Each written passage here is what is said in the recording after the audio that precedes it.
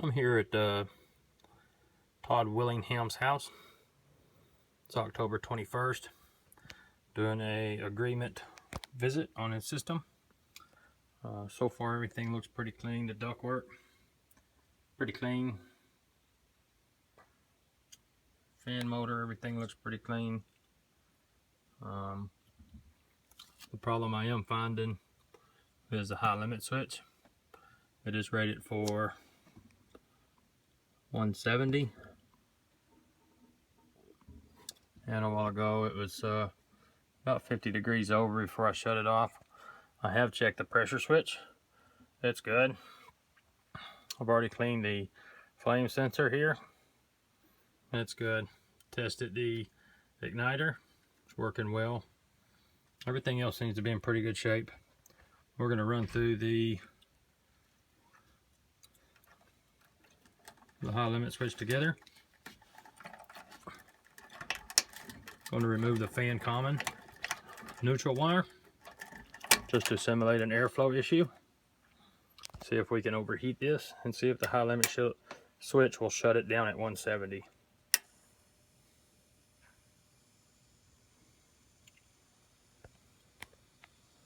Well, I do need the jumper at 2 heater.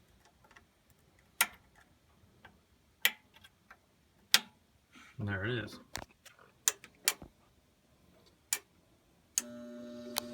Tested the amp draw on the inducer draft motor. It's pulling 1.4 on a 1.6, so we're within its limits there. Igniter's blowing. Just a single 2-burner system.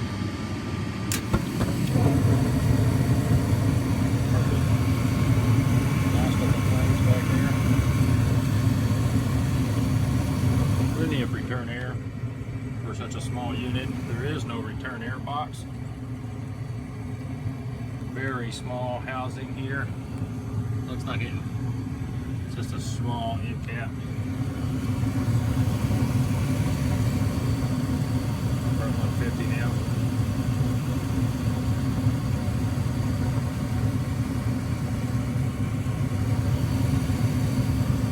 There's our 170. Insert it 3 inches in because it is a long limit switch.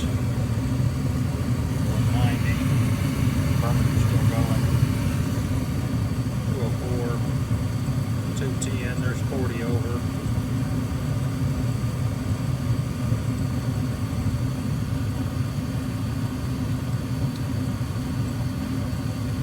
That's 50 over, I'm going to kill it there. Do not want to damage anything by overheating it. Just simply wanted to show that the safety's not working. A couple other things I noticed. One is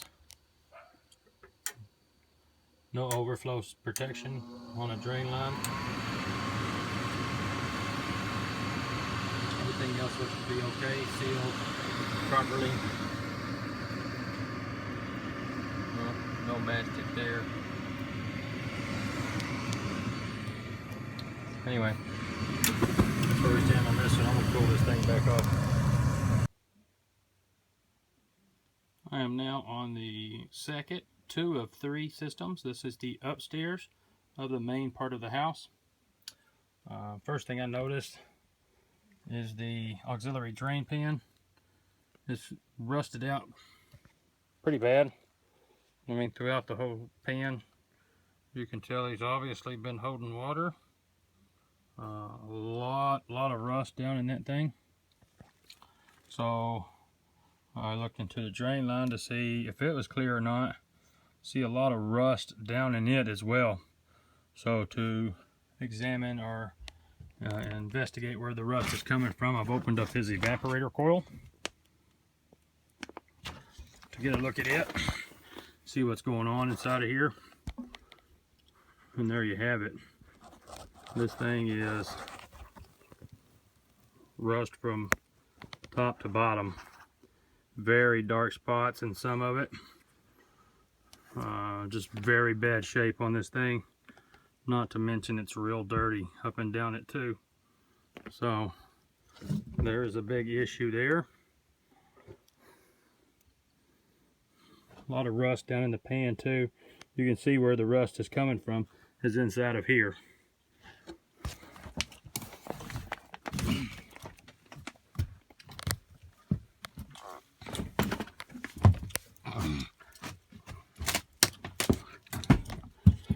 Next was on the furnace inspection. Just like the first one. Most of it did look good. The pressure switch is fine. The igniter's good. This is a Norton 271.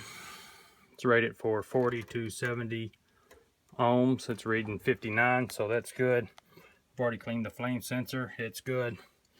Check the amp draw on the fan motor. It's good. Nice and clean up in there.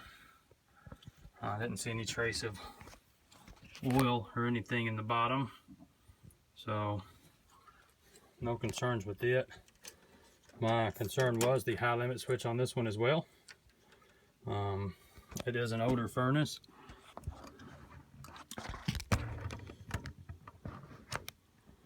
Try to get a shot of it. The limit is 270. Sorry, or 220. I'm sorry, 220. It's hard to get a good look at it. So we're going to fire this thing up. See what happens. Booster jack motor pulling good amperage.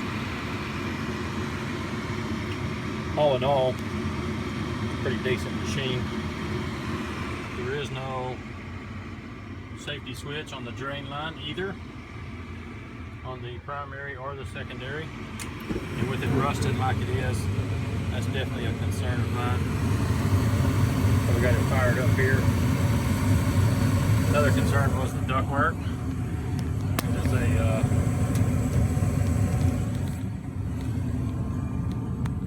little more dirty over here, and it's one single 18-inch on a 3.5 ton right onto the back. And as you can see here, 18-inch just isn't cutting it. Need 1400 CFMs, you only have 1,000, so we're about 400 CFMs short. Burner's still going. We're now at 150. As I said, the limit is 220.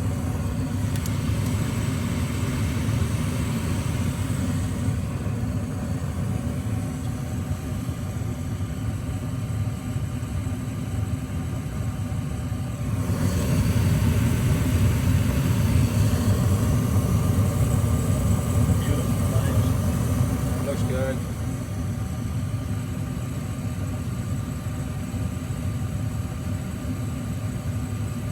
So we're limiting it over now.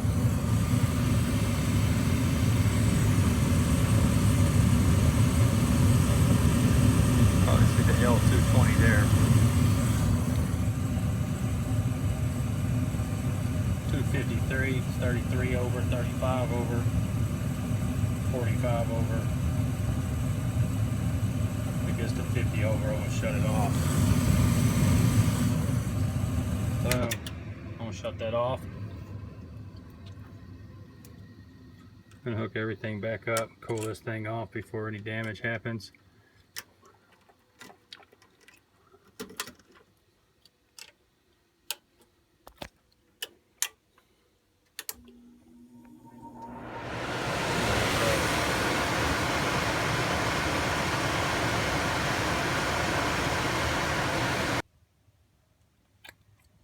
Third and final unit. This is the downstairs system. Kind of the same situation here. A lot of rust in the drain pan. Couldn't check inside the drain line. It was right underneath the, here's the evaporator coil. Take a look inside of here.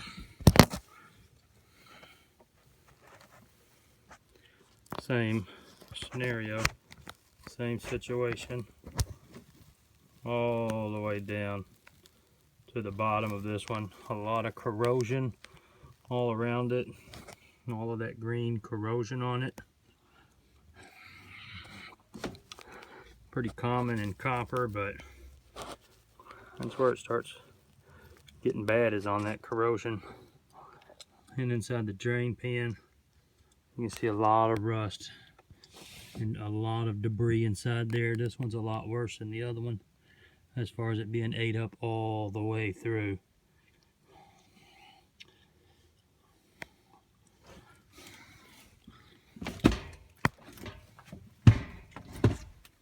Over on the furnace,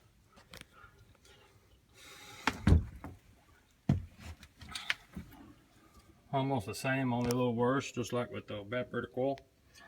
Ductworks are dirty all the way around. This blower motor is in pretty bad shape. You can see the oil spots around the bottom where the oil has been getting out of it. You can tell by the way the dust and dirt's collecting on top of it that oil's been escaping this, and that'll start running the bearings dry. It is pulling 6 amps on a 6.4 amp fan motor, so it's 0.4 of an amp away from being at its limit. I did check this igniter, hot service igniter. This one too is a Norton 271, rated for 40 to 70 ohms. It's pulling 65, so it's still within its limit. Pressure switch is good. Flame sensor has been cleaned. This one was heavily corroded, but now I've got it under control. It's ready to rock and roll. Speaking of rock and roll, let's get started on this here. We're going to connect this to jump off our furnace. Engage the door switch. Here we go. The limit on this switch is 210.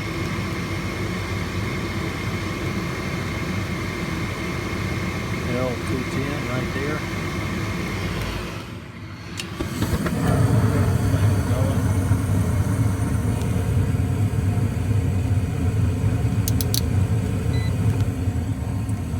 Start monitoring. We're at 120 and climbing.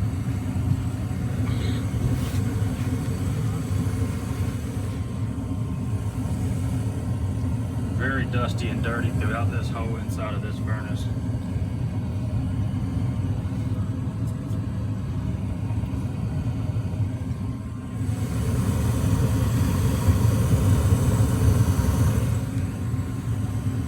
There's 237, 240. Sorry I lost control, guys.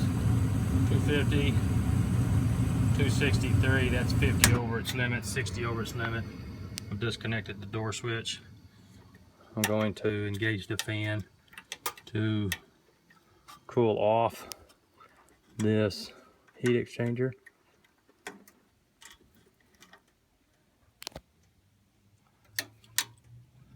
$284, and it still hadn't kicked in. So I'm going to cool it off. Take care of it.